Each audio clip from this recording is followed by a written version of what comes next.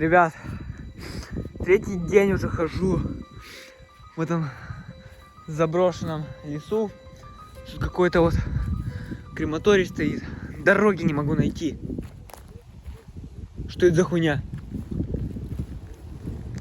Что это такое?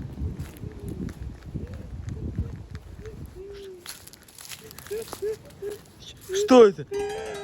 Ну все. Пиздец. Пиздец.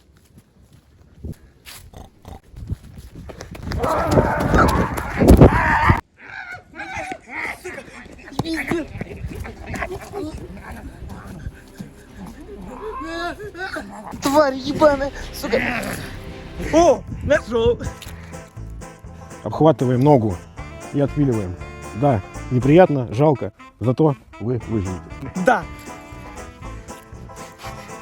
Не, слишком больно.